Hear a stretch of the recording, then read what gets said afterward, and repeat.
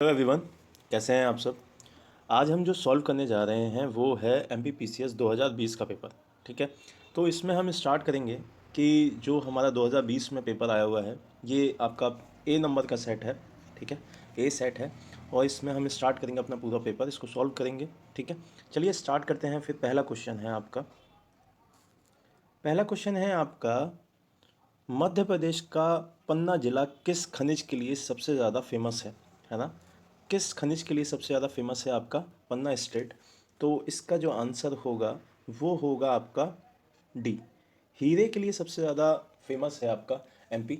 और हीरा अकेला ऐसा एक खनिज है जो कि एमपी में ही मिलता है, और वो कहाँ मिलता है, वो मिलता है आपके पन्ना में। ठीक है, चलिए दूसरा क्वेश्चन है आपका, चम्बल नदी सिंचाई परियोजना संबंधित है। तो जो चम्बल नदी परियोजना है वो आपकी, चम्बल नहर जो सिंचाई परियोजना है वो है आपकी यमुना बेसिन से रिलेटेड है। तो इसका सही आंसर हो जाएगा सी। ठीक है, तो किससे है रिलेटेड, यमुना बेसिन से। तीसरा क्वेश्चन है आपका, जवाहर सागर जल विद्युत परियोजना नदी किस पर स्थित है ना। तो जो जवाहर सागर जल विद्युत परियोजना है वो आपकी कौन सी नदी पर स्थित है, वो है आपकी चंबल पे। ठीक है, जवाहर सागर जल विद्युत परियोजना किस पे है, चंबल पे। ठीक, चलिए चौथे क्वेश्चन पे आते हैं। चौथा क्वेश्चन है आपका, मध्य प्रदेश की प्रमुख फसल है। तो एमपी की जो मेन फसल है वो कौन सी है, वो सब बच्चों को पता होगी, वो है आपकी गेहूँ। ठीक है, गेहूँ सबसे ज़्यादा मेन फसल है आपकी एमपी की। तो इसका आंसर हो जाएगा बी। ये ऑफिशियल आंसर की के हिसाब से ही मैं आपको बता रहा हूँ। तो इसमें ये कोई बहुत सारे बच्चे कहेंगे कि मक्का बहुत ज़्यादा होता है वहाँ पे, नहीं, मक्का बहुत ज़्यादा होता है लेकिन जो मेन फसल है वो है आपकी गेहूँ। ठीक है, पांचवें क्वेश्चन पे चलते हैं। निम्नलिखित में से कौन सी एक फसल व्यापारिक नहीं है ना, व्यापारिक फसल नहीं है। तो जो व्यापारिक फसल नहीं है वो आपकी कौन सी है, वो है आपकी बाजरा। ठीक है, बाजरा एक व्यापारिक फसल नहीं है, बाकी ये तीनों की तीनों व्यापारिक फसल है। ठीक है, तो इसका आंसर हो जाएगा डी, बाजरा। फिर आते हैं छठे क्वेश्चन पर, निम्नलिखित राज्यों में और उनके संबंधित मुख्यमंत्रियों का मिलान करें जो भारत के प्रधानमंत्री बने। ये काफ़ी टिपिकल क्वेश्चन था, तो काफ़ी बच्चों ने ये छोड़ा भी था। तो इसका आंसर अगर हम देखें मिलाएं तो इसका आंसर होगा डी, है ना। तो उसके हिसाब से हम मिला लेते हैं इस क्वेश्चन को। इसमें देखिए सबसे पहले पहले का दो, नरसिम्हा राव कहाँ के थे, नरसिम्हा राव जी थे आपके आंध्रा के। ठीक है, तो नरसिम्हा राव जी को लगा दिया आंध्रा पे। फिर आपका मुरारजी देसाई जी कहाँ के थे, वो थे आपके मुंबई के, तो मुंबई हो गया।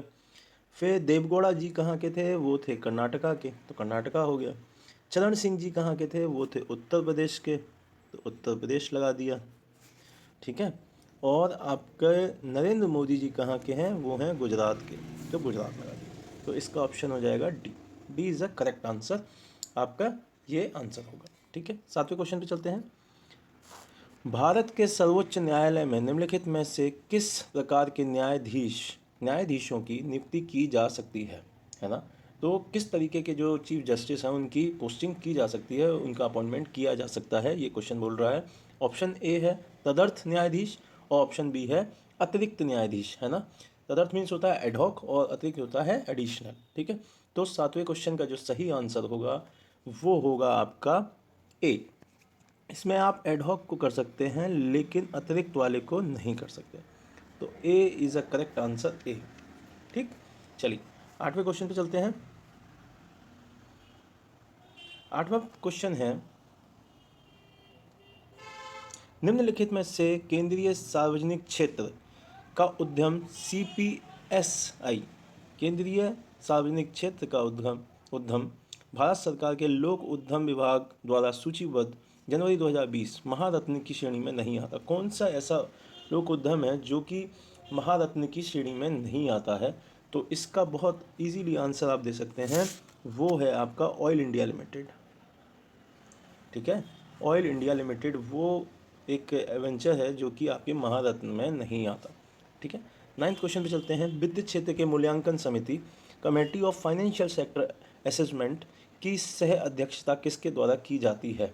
तो इसका आंसर ऑफिशियली नहीं बताया गया, तो हम भी इसका आंसर अभी नहीं डालेंगे क्योंकि ये जो चारों ऑप्शन थे उसमें कोई भी आंसर आयोग ने नहीं माना था, तो इस क्वेश्चन को हटा देते हैं। ठीक है, इस क्वेश्चन को अपन हटा देते हैं, ये आयोग के द्वारा हटा दिया गया था क्वेश्चन। ठीक है, चलिए 10वें क्वेश्चन पे चलते हैं।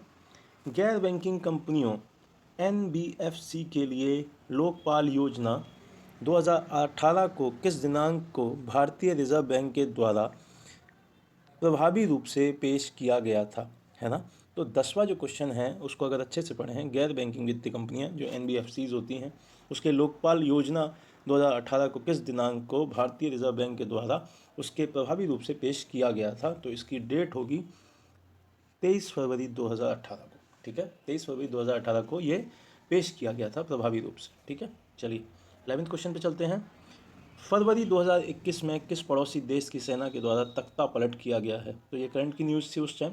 फरवरी 2021 में कौन से देश ने किया था, वो था आपका म्यांमार। ठीक है, तो ये करंट का न्यूज़ था, म्यांमार ने तख्ता पलट किया था वहाँ की सेना ने। चलिए 12वें क्वेश्चन पे चलते हैं। अंतर्राष्ट्रीय ओलंपिक समिति का मुख्यालय कहाँ पर है, तो आप सभी को पता है कि ये भी करंट की न्यूज़ थी क्योंकि उस टाइम ओलंपिक हुए थे। तो इसका आंसर जो हो जाएगा वो हो जाएगा आपका लुसाने, है ना। लुसाने में जो आपका ओलंपिक है, ओलंपिक समिति फेडरेशन, उसका हेड ऑफिस है लुसाने। ठीक है, 13वें क्वेश्चन पे चलते हैं। किस भारतीय महिला ने व्यक्तिगत खेल में सर्वप्रथम ओलंपिक में पदक जीता था। ओलंपिक उस टाइम हुए थे, इस वजह से ये भी क्वेश्चन उसी से रिलेटेड है और इसका आंसर भी हो जाएगा ए ऑप्शन, कर्णम मानेश्वरी। ठीक है, तो इसका आंसर हो गया ए। चलिए 14वें क्वेश्चन पे चलते हैं। मध्य प्रदेश शासन द्वारा खेल प्रशिक्षकों को प्रदत्त किए जाने वाले निम्न में से कौन सा पुरस्कार सर्वोच्च है। जो मध्य प्रदेश शासन है उसके द्वारा खेल प्रशिक्षकों को प्रदत्त किया जाता है, जो दिया जाता है, उसमें सबसे ज़्यादा बड़ा पुरस्कार कौन सा है, अवार्ड सबसे बड़ा कौन सा है ना। तो इसका आंसर हो जाएगा आपका विश्वामित्र। डी इज़ ऑप्शन जो कि करेक्ट होगा। विश्वामित्र अवार्ड सबसे बड़ा अवार्ड है वहाँ पे प्रशिक्षकों के लिए। ठीक है, और इंडिया में कौन सा है, द्रोणाचार्य। ठीक, ये है आपका इंडिया लेवल पे। ठीक, इंडिया लेवल पे है और ये है आपका MP पे। ठीक, चलिए नेक्स्ट क्वेश्चन पे चलते हैं। खेल एवं युवा कल्याण विभाग द्वारा स्थापित मध्य प्रदेश में राज्य तीरंदाजी अकेडमी कहाँ पर है ना। तो जो तीरंदाजी अकेडमी है वो कहाँ पर है, ये पूछा गया है। तो इसका सही आंसर होगा आपका जबलपुर। जबलपुर में आपकी तीरंदाजी अकेडमी है स्टेट लेवल की, तो इसका आंसर हो जाएगा सी, जबलपुर। निम्नलिखित में से कथनों पर विचार करें, है ना। तो अब आपको विचार करना है इन कथनों पर और नीचे पूछा सही विकल्प का चुनाव करें। ठीक, सही विकल्प बताना है। पहला ऑप्शन है नियंत्रक महालेखा परीक्षक का कर्तव्य होगा कि वह उन सभी प्राप्तियों की लेखा परीक्षा करें जो भारत की संचित निधि में संदेह हैं। नियंत्रक महालेखा परीक्षक को संघ या किसी राज्य के किसी कार्यालय या विभाग में रखे गए भंडारों या स्टॉक के लेखाओं की लेखा परीक्षा करने के लिए बाबत में रिपोर्ट देने का अधिकार होगा। ठीक है, अगर हम इसको इंग्लिश में पढ़ें, है ना, तो आपका क्वेश्चन हो जाएगा ये, consider the following statement. It shall be the duty of CAG to audit all receipts which are payable into the consolidated fund of India। ठीक है, दूसरा है the CAG shall have authority to audit and report on the accounts of stores or stock kept in any office or department on the union of state। ठीक है, तो ये बात आपको समझ में आ गई होगी। तो इसमें CAG के काम से पूछा गया है क्वेश्चन और इसका जो सही आंसर होगा वो ये होगा कि हाँ, ये जो है ये भी कर सकता है और ये भी कर सकता है। तो ये अगर ऑप्शन में देखा जाए वो होगा B is the correct answer. तो अगला क्वेश्चन पे चलते हैं। नीति आयोग के प्रथम उपाध्यक्ष कौन थे। तो जो नीति आयोग के प्रथम उपाध्यक्ष थे वो थे अरविंद पनगड़िया जी, है ना। तो C is the correct answer, Arvind Panagariya ji उस पहले उपाध्यक्ष थे नीति आयोग के। ठीक है, 18वें क्वेश्चन पे चलते हैं। राज्य मानवाधिकार आयोग के अध्यक्ष और सदस्यों की नियुक्ति के नामों की सिफारिश करने वाली समिति कौन शामिल नहीं है ना। तो यहाँ से क्वेश्चन पूछा गया है राज्य मानवाधिकार आयोग, वहाँ से क्वेश्चन पूछा गया है और आपको ये देखना होगा जो आपके आयोगों की लिस्ट दी गई है वहाँ से ये क्वेश्चन उठाए गए हैं। ठीक है, तो इसका जो लिस्ट में शामिल है वो है डी, राज्यपाल उसमें शामिल नहीं होता है। बाकी के ये तीनों लोग होते हैं जो कि आपके इस सदस्य को नामांकित जो करते हैं उनमें शामिल होते हैं। ठीक है, 19वें क्वेश्चन पे चलते हैं। राष्ट्रीय हरित न्यायाधिकरण के किसी भी निर्णय से व्यथित कोई व्यक्ति सर्वोच्च न्यायालय में अपील करने के दिन के भीतर कितने दिन के भीतर दायर कर सकता है। तो जो ग्रीन ट्रिब्यूनल्स हैं वहाँ से अगर कोई जजमेंट आया है तो उससे कोई व्यक्ति सर्वोच्च न्यायालय में कितने दिन तक, अगर उसके भीतर कितने दिन के वो सर्वोच्च न्यायालय में जा सकता है ना। तो इसका आंसर जो हो जाएगा वो हो जाएगा आपका 90 दिन, है ना। 90 दिन के अंदर अंदर वो सर्वोच्च न्यायालय में जा सकता है, अगर ग्रीन ट्रिब्यूनल के किसी भी जजमेंट से वो रिलेट नहीं करता है, उससे वाकिफ़ नहीं होता है, उससे वो सेटिस्फाई नहीं होता है, तो वो सुप्रीम कोर्ट में जा सकता है। चलिए नेक्स्ट क्वेश्चन पे आते हैं, 20वां क्वेश्चन। राज्य खाद्य आयोग की स्थापना किस कानून के अंतर्गत होती है ना। तो इसका सीधा जवाब हो जाएगा, ये होगा आपका ए ऑप्शन, ठीक है। राष्ट्रीय सुरक्षा अधिनियम 2013 के अंतर्गत राज्य खाद्य आयोग की स्थापना की गई थी, ठीक है। चलिए अगले क्वेश्चन पे देखते हैं। 21वां क्वेश्चन है आपका, भोपाल राज्य के मूल संस्थापक कौन थे। तो भोपाल के जो फाउंडर थे वो कौन थे। तो इसका आंसर होगा आपका दोस्त मोहम्मद खां, ठीक है। तो इसका ए ऑप्शन हो जाएगा, क्या हो जाएगा, दोस्त मोहम्मद खां, ठीक है। चलिए अगला क्वेश्चन है, राजा वीर सिंह देव की राजधानी कहाँ थी। तो जो राजा वीर सिंह थे उनकी जो राजधानी थी वो थी आपकी बांधवगढ़, है ना। तो राजा वीर सिंह देव की राजधानी क्या थी, बांधवगढ़। तो option A is a correct answer, Bandhavgarh, ठीक है। चलिए नेक्स्ट क्वेश्चन देखते हैं। मांडू विजय दक्षिण विजय की कुंजी था, यह किसने कहा था। ये स्टेटमेंट जो है मांडू विजय वो दक्षिण विजय की एक कुंजी था, ये किसका स्टेटमेंट था। तो इसका आंसर हो जाएगा आपका डी, अमीर खुसरो का, है ना।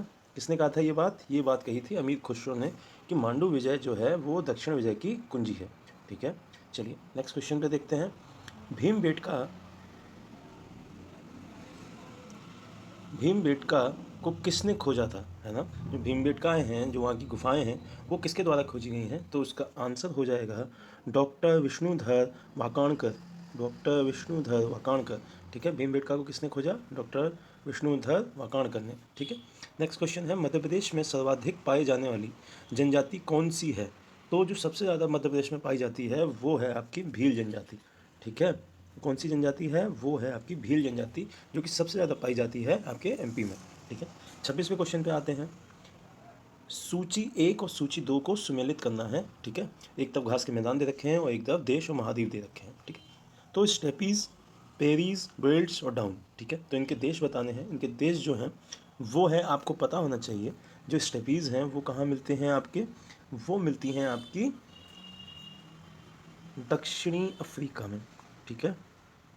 और जो आपकी प्रेरीज़ हैं वो मिलती हैं आपके यूएसए में, ठीक है।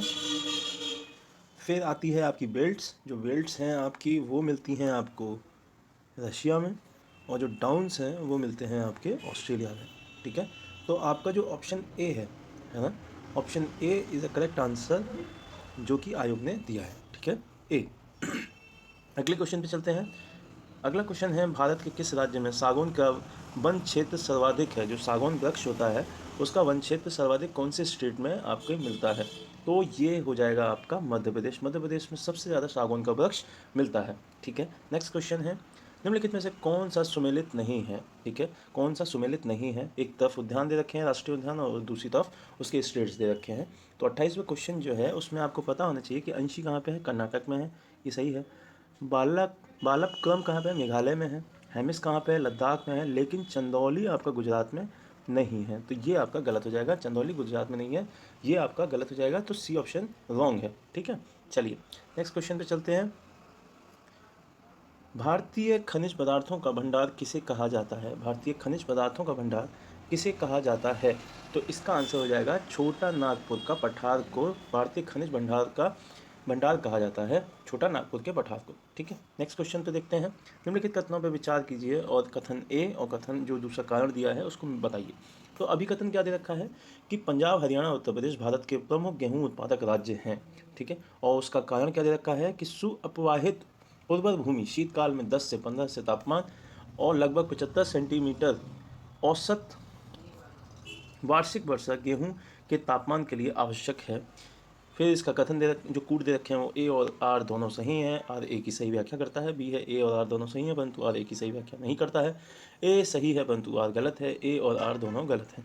तो इसका जो आंसर हो जाएगा वो हो जाएगा आपका ए। ठीक है, क्यों? क्योंकि ये दोनों ही बात सही है कि पंजाब, हरियाणा, उत्तर प्रदेश गेहूं के प्रमुख उत्पादक राज्य हैं। और क्यों है वो, इसका रीज़न ये है। तो ए ऑप्शन इज़ करेक्ट। ठीक है, चलिए 31वें क्वेश्चन पे आते हैं। पद्मश्री भूरीबाई किसके लिए प्रसिद्ध हैं? तो भूरीबाई बहुत ज़्यादा इंपॉर्टेंट रही हैं उस साल, क्योंकि उस साल ये न्यूज़ में थी, पद्मश्री मिला था, है ना, तो उस वजह से ये न्यूज़ में थी। तो भूरीबाई किस फील्ड से हैं? भूरीबाई आपकी हैं संगीत, वो चित्रकारी से। ठीक है, भूरीबाई चित्रकारी के लिए फेमस थी।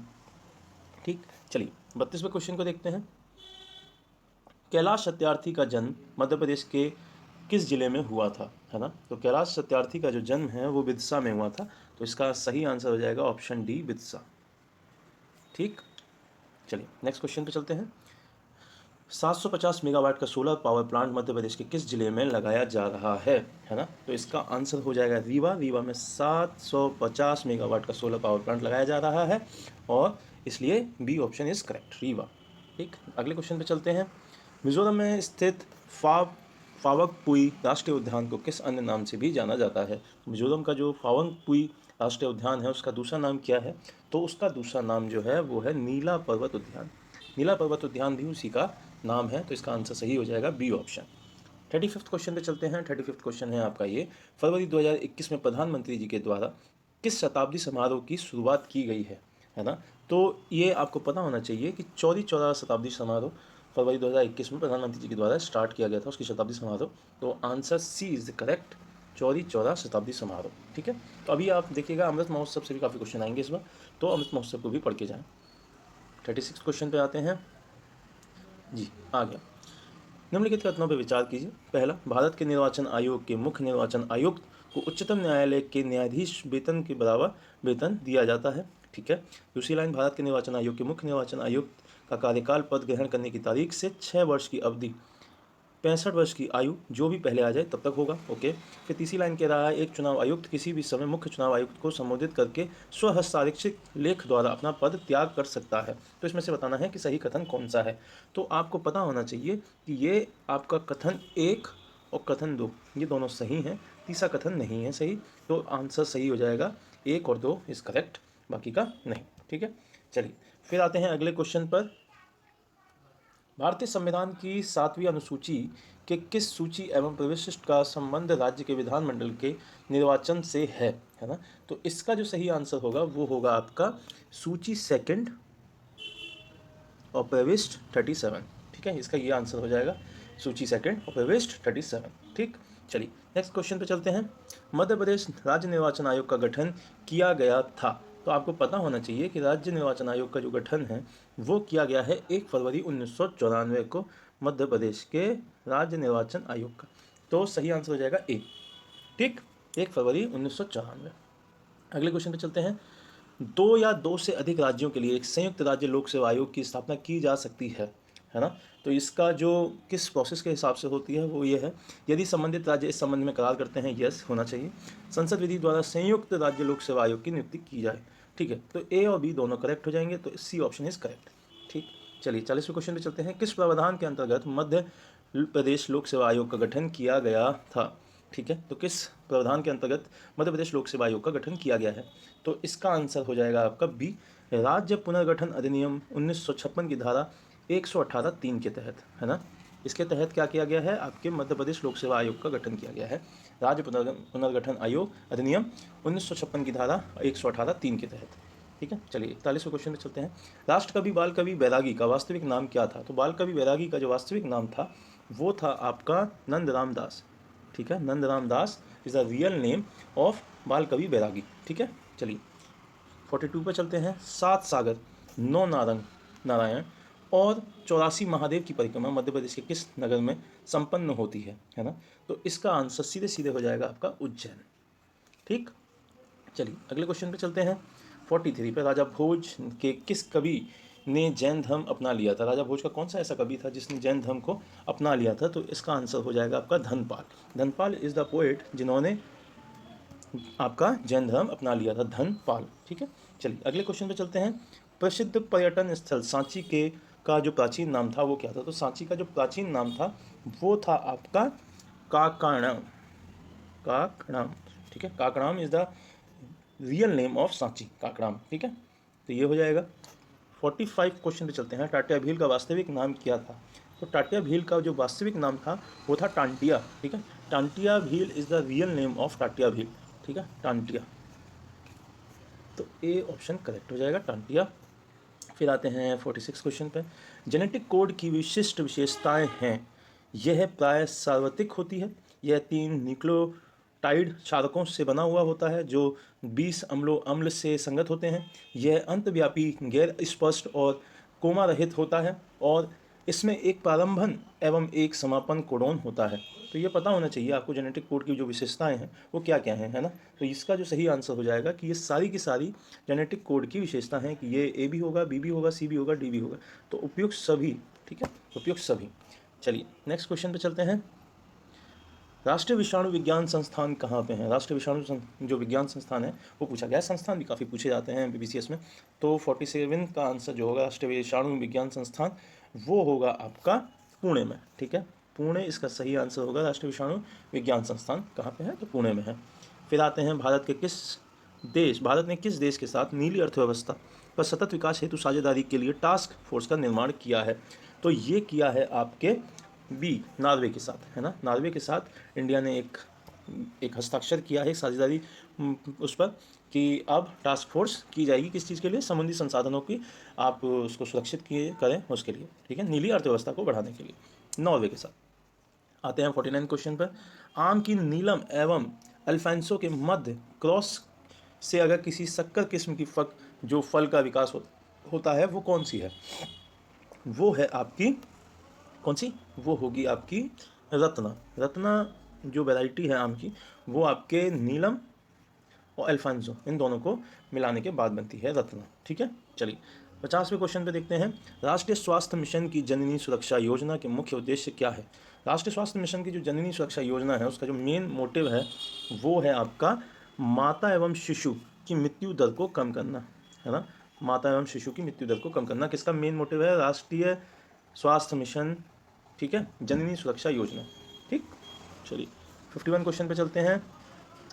19वीं शताब्दी के मध्य में भारतीय राष्ट्रवाद भ्रूण व्यवस्था में थी, इस तथ्य को मानने वाला इतिहासकार कौन था, है ना। 19वीं शताब्दी में जो मध्य में भारतीय राष्ट्रवाद भ्रूण अवस्था में थी ये किसके द्वारा सोचा गया ये था? तो वो कौन सा इतिहासकार था? तो इसका सही आंसर हो जाएगा आपका आर.सी. मजूमदार और डॉक्टर एस.एन. सेन, ठीक है, आर.सी. मजूमदार और एस.एन. सेन। फिर अगला क्वेश्चन आता है 52। 1857 में लंदन से प्रकाशित होने वाला समाचार पत्र टाइम्स के संवाददाता कौन थे? जो टाइम्स न्यूज़पेपर था उसका संवाददाता कौन थे? और जिसने लिखा था उत्तरी भारत में गोरे आदमियों की गाड़ी का कोई भी मित्रतापूर्ण दृष्टि से नहीं देखता है।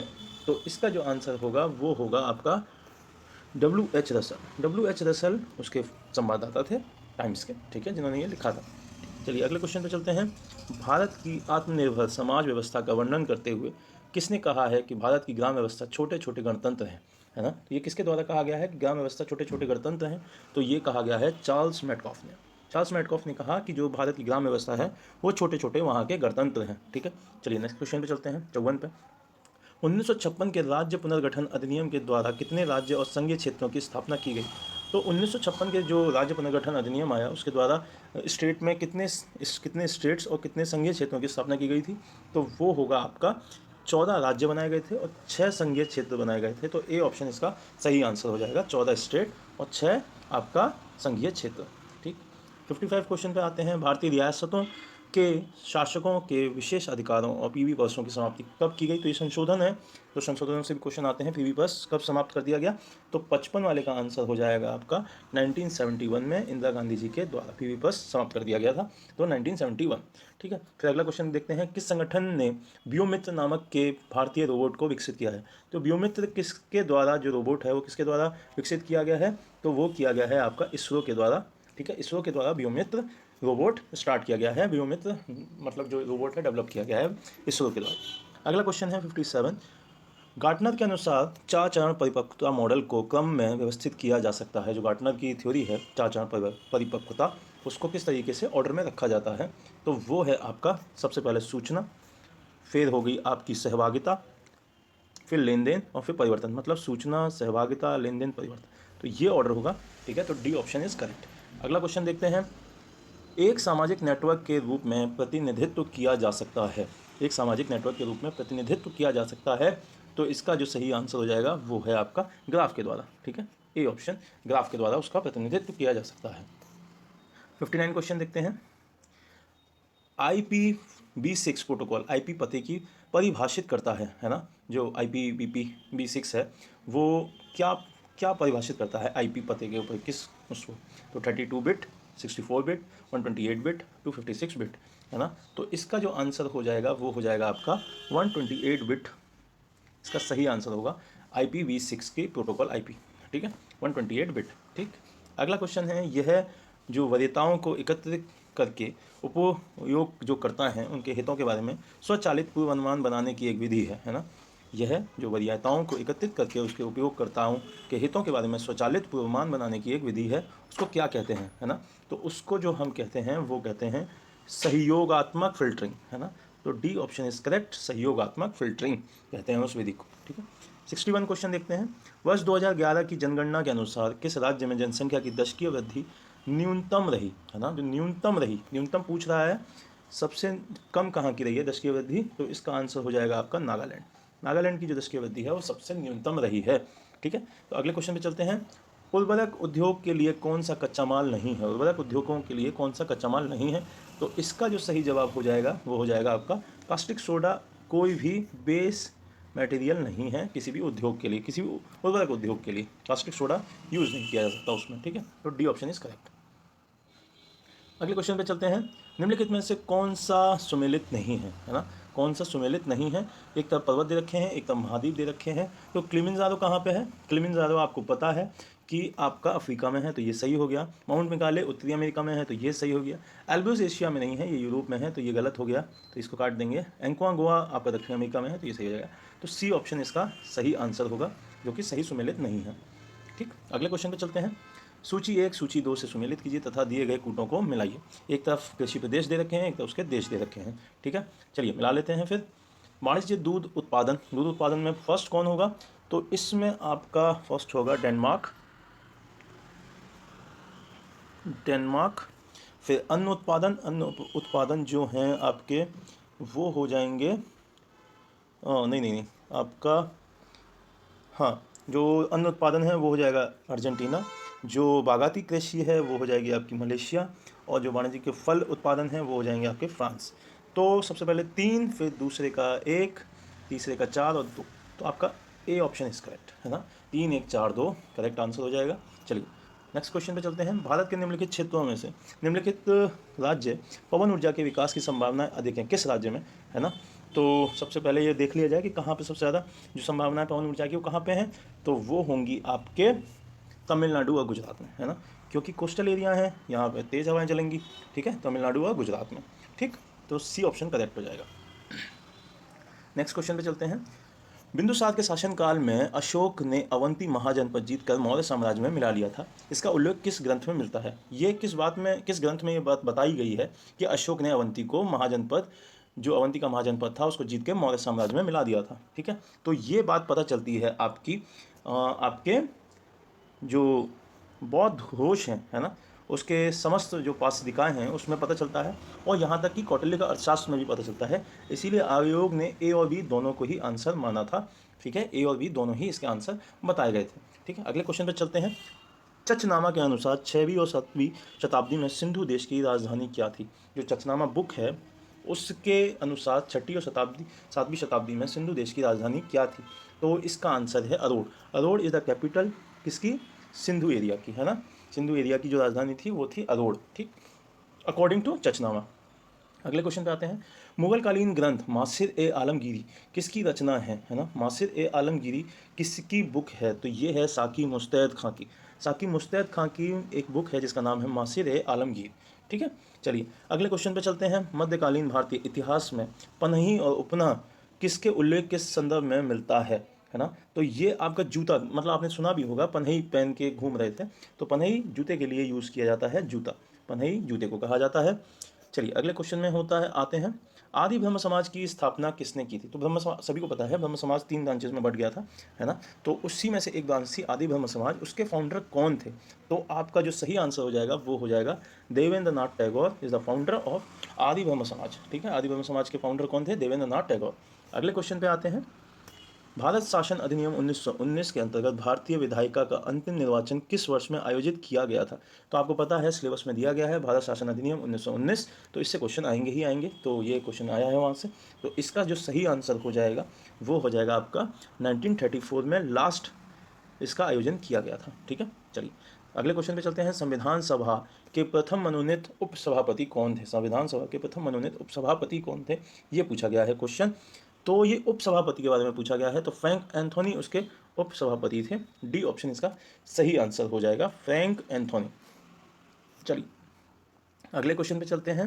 निम्नलिखित में से अभिव्यक्ति भारत के संविधान के अनुच्छेद 108 के अंतर्गत दोनों सदनों की संयुक्त बैठक आहूत करने की सूचना के संबंध में उचित है ना।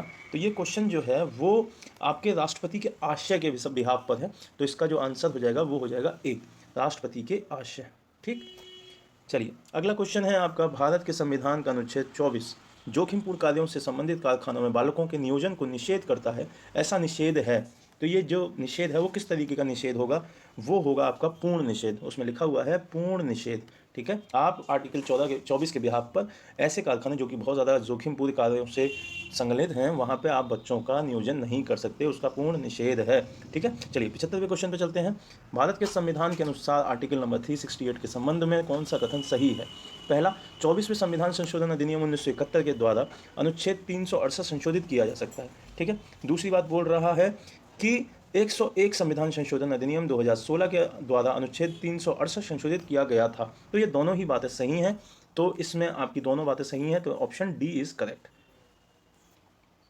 सॉरी, डी नहीं, सी इज करेक्ट, है ना। तो आप इसको हटा दीजिए और इसमें सी आंसर लगा दीजिए, सी इज करेक्ट, क्योंकि दोनों ही बातें सही हैं। ठीक है, चलिए अगले क्वेश्चन पे चलते हैं। 76वां क्वेश्चन, मध्य प्रदेश के निम्नलिखित राज्यपालों में से कौन सा हरियाणा के मुख्यमंत्री रहे हैं? तो वो गवर्नर जो कि हरियाणा के सीएम भी रहे हैं वो कौन है? तो इसका आंसर हो जाएगा आपका भगत दयाल शर्मा। तो डी ऑप्शन, भगवंत दयाल शर्मा, जो कि गवर्नर रहे थे आपके मध्य प्रदेश के और सीएम भी रहे थे हरियाणा के। ठीक है, अगला क्वेश्चन पे चलते हैं। मध्य प्रदेश के निम्नलिखित मुख्यमंत्रियों में से कौन मध्य प्रदेश विधानसभा में नेता प्रतिपक्ष के पद पर नहीं रहे? नेता प्रतिपक्ष मतलब अपोजिट में नहीं रहे हैं, मध्य प्रदेश के कौन से ऐसे मुख्यमंत्री हैं?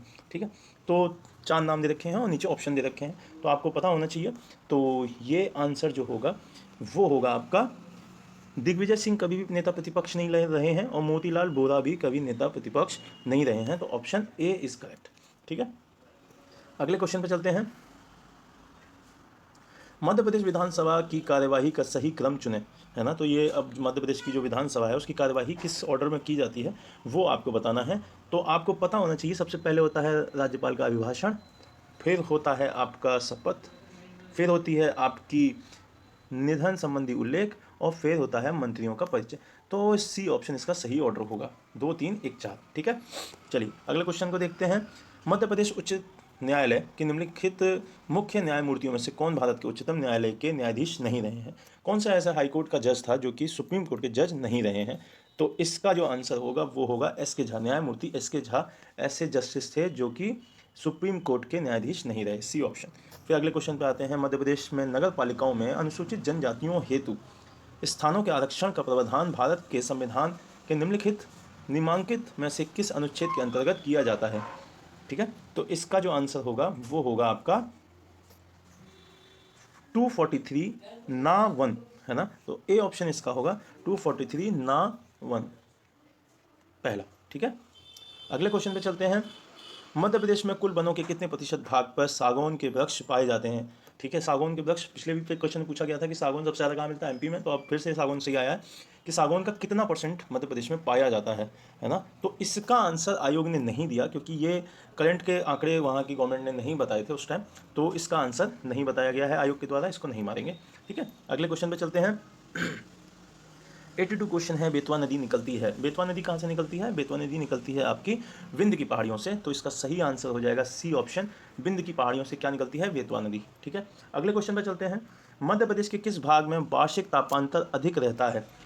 वो कौन सा भाग है जहाँ पे वार्षिक तापांतर सबसे ज़्यादा रहता है? तो वो है आपका दक्षिण, है ना। दक्षिण में वार्षिक तापांतर सबसे ज़्यादा रहता है। ठीक है, अगले क्वेश्चन पे चलते हैं, 84वें क्वेश्चन पे। मध्य प्रदेश में ग्रीष्म ऋतु में औसत तापमान बढ़ता है। तो इन्होंने पूछा है जो गर्मियों की ऋतु होती है उसमें औसत एवरेज टेम्परेचर बढ़ता है किस साइड से किस साइड की ओर में?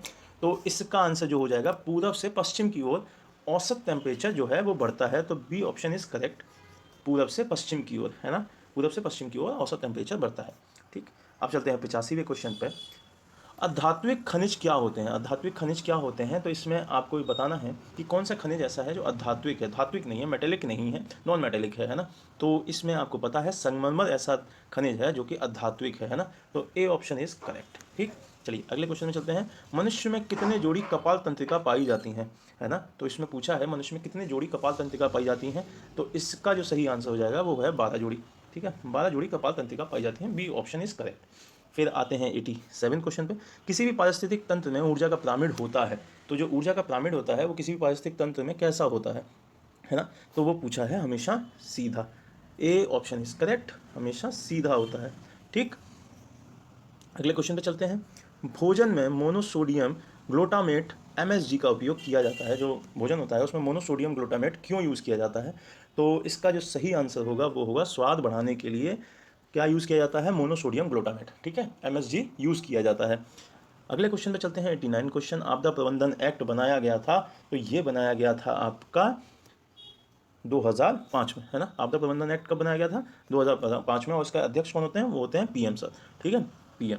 अगले क्वेश्चन पे चलते हैं, इनमें से कौन सी बीमारी कोरोना वायरस से संबंधित है? तो कोरोना वायरस से जो संबंधित हैं वो हैं आपकी जो सारी बीमारियां लिखी हुई हैं वो सारी की सारी हैं। मर्स भी है, सार्स भी है और कोविड-19 भी है। तो इसका आंसर हो जाएगा डी। तो सारी की सारी जो बीमारियां हैं वो कोरोना वायरस से संबंधित हैं। ठीक है, अगले क्वेश्चन पे चलते हैं, 91 पे। एक प्रकार की माध्यमिक मेमोरी कौन सी नहीं है ना। माध्यमिक मेमोरी कौन सी नहीं है? तो इसका जो आंसर है वो होगा आपका रैंडम एक्सेस मेमोरी जो है वो कोई भी माध्यमिक मेमोरी नहीं है। ठीक है, रैंडम एक्सेस मेमोरी, रैम, ये कोई माध्यमिक मेमोरी नहीं है। ठीक, बाकी की सारी माध्यमिक मेमोरी होती हैं। चलिए 92 पे चलते हैं। XML का पूरा नाम क्या है? XML का जो पूरा नाम है वो क्या है? ठीक, तो इसका जो XML का पूरा नाम है, फुल फॉर्म है, वो है accessible markup language. Accessible markup language. ठीक है, XML का पूरा नाम है, फुल फॉर्म है। अगले क्वेश्चन पे चलते हैं, 93 पे। माइक्रोवेव में विद्युत चुम्बकीय तरंगें होती हैं जिनकी सीमा की आवृत्ति होती है, वो फ्रीक्वेंसी जो है वो कितनी होती है ना माइक्रोवेव में। तो आपको जो आयोग ने इसका आंसर दिया है वो दिया है स्टार, मतलब इसका कोई भी आंसर उन्होंने नहीं दिया है। तो हम भी इसका आंसर नहीं देंगे ऑप्शंस में से। तो ये भी उन्होंने स्टार बना के छोड़ दिया है। ठीक, अगले क्वेश्चन पे चलते हैं, 94 क्वेश्चन पे। ब्लू फिश एक प्रकार का है, ब्लू फिश एक प्रकार का है, तो ये क्या है? ये है एक सममित इंक्रिप्शन एल्गोरिथम, है ना। तो इसका जो ए ऑप्शन है वो इसका आंसर हो जाएगा, सममित इंक्रिप्शन एल्गोरिथम इसका एक सही आंसर हो जाएगा। ब्लू फिश क्या है? तो ये है। ठीक है, 95 क्वेश्चन पे चलते हैं। रोबोटिक्स के संदर्भ में पूमा, PUMA क्या है? पूमा का फुल फॉर्म पूछा है इन्होंने रोबोटिक्स के संदर्भ में, वो क्या है? तो वो हो जाएगा आपका programmable universal machine for assembly, है ना। पूमा की फुल फॉर्म क्या है? Programmable universal machine for assembly. ठीक, अगले क्वेश्चन पे चलते हैं, 96। 2011 की जनगणना के अनुसार मध्य प्रदेश के किस जिले में सर्वाधिक लिंगानुपात है? तो मध्य प्रदेश में लिंगानुपात सबसे ज़्यादा कौन से जिले में है? वो 2011 की जनगणना के अनुसार वो कौन सा जिला है? वो है आपका बालाघाट। बालाघाट में सबसे ज़्यादा लिंगानुपात था। ठीक है, बी ऑप्शन इसका करेक्ट। अगले क्वेश्चन पे चलते हैं। मध्य प्रदेश का फसल क्षेत्र में विकास दर वर्ष 2016-17 के लिए है। मध्य प्रदेश में जो फसल क्षेत्र का विकास दर है वो कितना है ना। तो वो होगा आपका 34.414, है ना। तो D option is correct, 34.14 is the correct answer, जो कि आपका 2016-17 में फसल क्षेत्र में विकास दर है। अगले क्वेश्चन पे चलते हैं। निम्नलिखित में से कौन सा खनिज सिर्फ मध्य प्रदेश में पाया जाता है? अभी इससे पहले भी एक क्वेश्चन था कि कौन सा ऐसा खनिज है जो कि आपके मध्य प्रदेश में ही मिलता है और इसे फिर से पाया जाता है। सेम टू सेम क्वेश्चन है। तो इसका आंसर हो जाएगा आपका हीरा। अगेन उसमें था पन्ना में कौन सा मिलता है और यहाँ पूछा है मध्य प्रदेश में कौन सा मिलता है। तो हीरा, दोनों जगह सही आंसर है हीरा। ठीक है, 99। मध्य प्रदेश जनजातीय संग्रहालय किस क्षेत्र में अवस्थित है? मध्य प्रदेश जनजातीय संग्रहालय, तो ये है आपका छिंदवाड़ा में। तो यहाँ पे आप ध्यान दीजिएगा, मध्य प्रदेश जनजातीय संग्रहालय पूछा है, राष्ट्रीय जनजातीय संग्रहालय नहीं पूछा है। तो इसका सही आंसर हो जाएगा छिंदवाड़ा। ठीक। अगला क्वेश्चन जो कि लास्ट क्वेश्चन है हमारा, आकांक्षा योजना संबंधित है। आकांक्षा योजना किस चीज़ से संबंधित है? तो इसका आंसर होगा, आकांक्षा योजना अनुसूचित जनजाति छात्रों को प्रतिस्पर्धात्मक परीक्षाएं हैं उसके लिए कोचिंग देने से है। जो जितनी भी प्रतिस्पर्धा होती हैं उसको रिलेटेड है, उस जो उन बच्चों के लिए है जो कि अनुसूचित जनजाति हैं। ठीक है, तो ए ऑप्शन इसका सही हो जाएगा। अनुसूचित जनजाति छात्रों के जो प्रतिस्पर्धात्मक परीक्षाएं हैं उसकी कोचिंग को देने के लिए है। ठीक है, तो ये 100 क्वेश्चन आपके कंप्लीट हो गए। 2020 का जो पेपर है वो हमने कंप्लीट किया और उम्मीद करता हूँ कि आप काफ़ी ज़रूरी महसूस कर रहे होंगे इन पेपर्स को, क्योंकि आपको पेपर से ये अंदाज़ा लगता है कि क्वेश्चन कहाँ से पूछे जा रहे हैं। तो अब हम कल आपका दूसरा पेपर लेके आएंगे 2019 का। इसी तरीके से हम 2012 तक के क्वेश्चंस पेपर को सॉल्व कर लेंगे और वो उससे हमें ट्रेंड पता चलेगा, क्योंकि अभी सिलेबस चेंज हुआ है। तो 2020 का क्वेश्चन पेपर ज़्यादा इंपॉर्टेंट है। बाकी के जो पिछले क्वेश्चन हैं वो ट्रेडिशनल क्वेश्चन जो हैं वो ज़्यादा इंपॉर्टेंट रहेंगे। बाकी का उसके बाद हम लोग साथ ही साथ इसके पैरेलल में अपना MP स्टार्ट कर देंगे। ठीक है, चलिए फिर मिलते हैं। Thank you. सब्सक्राइब करें चैनल को और शेयर करें, जिससे कि आपको सारी की सारी जो न्यूज़ हैं, जो भी चीज़ें हैं, आप तक टाइम टू टाइम पहुंचती रहें। Thank you.